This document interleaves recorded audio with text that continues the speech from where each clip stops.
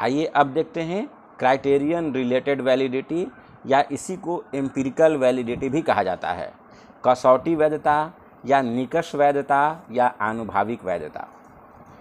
इस वैधता के अंतर्गत जिस परीक्षण की वैधता ज्ञात करनी है उस परीक्षण को किसी बाह्य कसौटी एक्सटर्नल क्राइटेरियन के साथ कोरिलेट किया जाता है।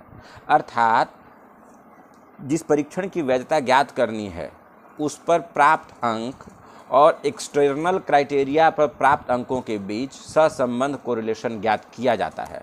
सहसंबंध जितना ही अधिक होता है उस टेस्ट की क्राइटेरियन वैलिडिटी उतनी ही अधिक होती है।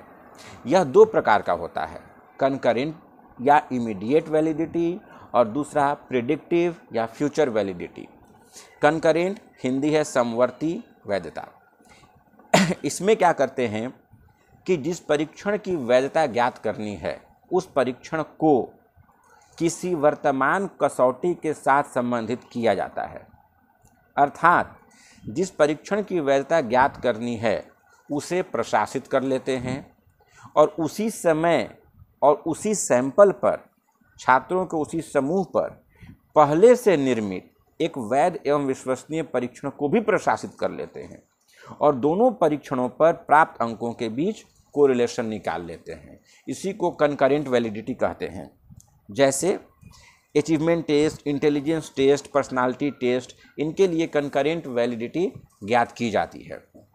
अर्थात अगर कोई अचीवमेंट टेस्ट है और उसकी कंकरेंट वैलिडिटी ज्ञात करनी है, अगर जीव विज्ञान का कोई अचीवमेंट टेस्ट है तो हम उस जीव विज्ञान के अचीवमेंट टेस्ट को प्रशासित कर लेते हैं और पहले से जीव विज्ञान के बनाए गए किसी रिलायबल और वैलिड अचीवमेंट टेस्ट को भी प्रशासित कर लेते हैं और दोनों के बीच कोरिलेशन निकालते हैं। यही उस नए टेस्ट की कंकरेंट वैलिडिटी होगी। दूसरा हमारा है प्रेडिक्टिव वैलिडिटी, पूर्व कथन वैधता या भावी वैधता या भविष्यवाची वैधता। इसमें क्या करते हैं कि परीक्षण को किसी ऐसी कसौटी के साथ सहसंबंधित किया जाता है जो वर्तमान समय में उपलब्ध नहीं होता, भविष्य में, बल्कि भविष्य में अर्थात कुछ समय बीतने के बाद ही उपलब्ध हो पाता है। अर्थात प्रिडिक्टिव वैलिडिटी से पता चलता है कि परीक्षण कहाँ तक किसी व्यक्ति के भविष्य में होने वाले निष्पादन के बारे में पूर्वानुमान कर पाता है। अर्थात इस प्रकार की वैधता जो है यह भावी योग्यता का द्योतक है। इससे पता चलता है कि परीक्षण छात्रों की भावी सफलता का अनुमान किस सीमा तक लगाने में समर्थ रहा है। सामान्यतः एंट्रेंस टेस्ट, प्रवेश परीक्षाओं, सिलेक्शन टेस्ट, चयन परीक्षाओं की प्रिडिक्टिव वैलिडिटी ज्ञात की जाती है या एप्टीट्यूड टेस्ट की भी प्रिडिक्टिव वैलिडिटी ज्ञात की जाती है।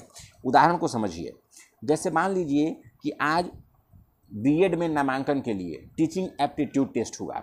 उस एप्टीट्यूड टेस्ट पर जो अंक मिला, अब वह व्यक्ति बीएड कर लेता है। बीएड करने के बाद जब वो बीएड सत्र के अंत में परीक्षा पास करता है तो उस परीक्षा को प्रवेश परीक्षा के साथ कोरिलेट कर दिया जाता है और तब देखा जाता है कि वह उसमें टीचर बनने की योग्यता की जो पूर्व मूल्यांकन की गई थी, जो उसकी अभी क्षमता का ज्ञात की गई थी, वो कहाँ तक सफल रही है, और तब इस प्रकार कहेंगे कि उस टेस्ट में प्रिडिक्टिव वैलिडिटी है।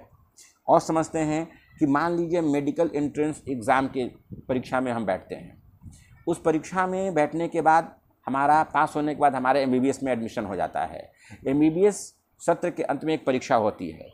अब एमबीबीएस के लिए एंट्रेंस परीक्षा और एमबीबीएस के अंत में ली गई परीक्षा के बीच हम सहसंबंध निकाल लेते हैं और इस प्रकार प्रवेश परीक्षा की प्रिडिक्टिव वैलिडिटी हम ज्ञात कर लेते हैं।